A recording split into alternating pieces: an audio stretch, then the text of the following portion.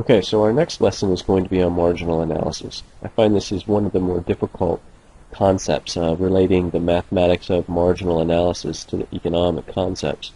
Students have a hard time distinguishing between totals and marginals, and all of economics is about looking at issues on the margin, comparing the additional benefits of an activity to the additional costs of an activity. So I put together a short lesson here.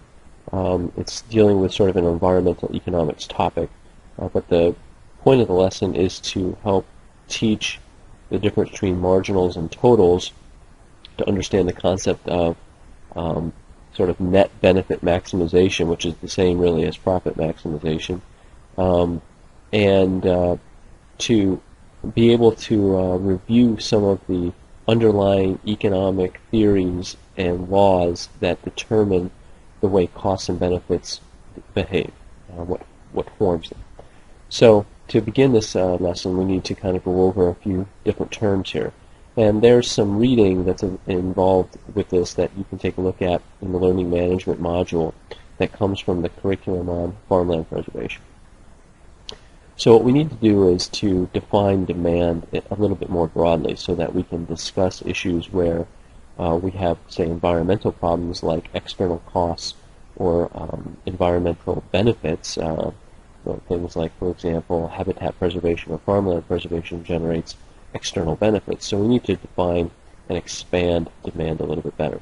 So you can see here that I'm saying that demand can be referred to as marginal benefits. That's what the MB is standing for. And that's simply saying that, when we go and shop for something in the grocery store, maybe we're thirsty and we need some bottled water, that when we go in and buy that item, we compare and think about the additional benefits that we're going to get from consuming that item to the price that we're going to have to pay. If we feel as though we're going to derive at least, let's just say the price of the product is $1, so if we feel as though we're going to derive at least $1 worth of benefits from the product, we're going to buy it. Maybe we derive more from that, we're still going to buy it, but if we feel as though we're going to derive less than $1 worth of benefits, then we don't buy it. So you can see how this concept of benefit is directly related to demand. And all I'm doing in the next equation is to expand on that and say, well, there might be some goods out there that I consume as an individual or privately that I derive benefits from, and we'll call that marginal private benefit, MPB. But in consuming those items, I might actually generate external benefits for somebody else. Another example would be that I go online and I download some music, and I'm in my dorm room and I'm playing some music, playing it kind of loud so my neighbors can hear it. I'm getting the benefit of buying the music and playing it myself. That's why I did it. But if the music is something that my neighbors happen to really like, they get to enjoy external benefits from consuming the music even though they actually didn't pay for it.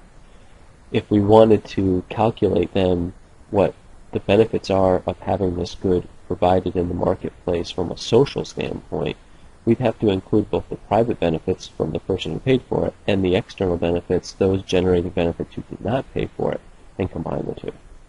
Another common example that you could use here to describe the difference between private and external benefits, maybe more realistic, is the example of education.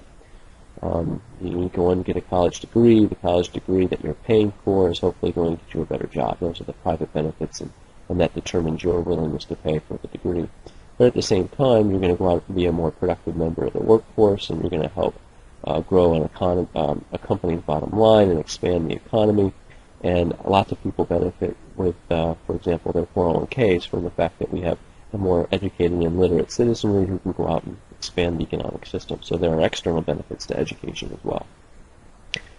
In order to properly provide this good into society, we need to estimate and measure both the private and the external benefits. If we left off the external benefits, then education would be under-provided in our economic system. So hopefully you can kind of get an idea of this, and this is an example of a market failure. The fact that external benefits might exist is the market failure. On the other hand, we can talk about supply. Supply is represented by the marginal cost of production. That's what the MC is standing for, marginal cost. And let me just label some things here as we're working through this lesson.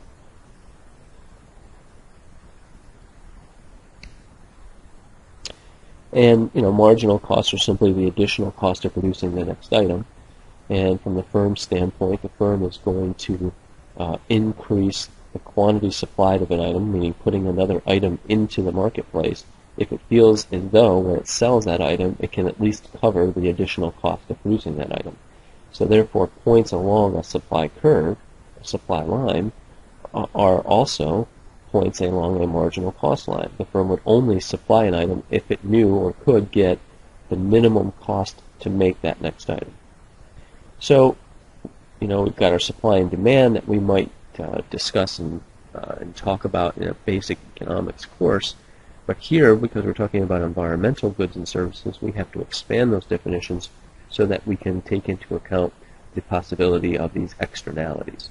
In the case of costs, an example might be that I'm a firm, I'm producing a product, let's say I'm producing electricity, and when I produce electricity, I burn coal, so I have costs, private costs, which is represented by the marginal private cost function.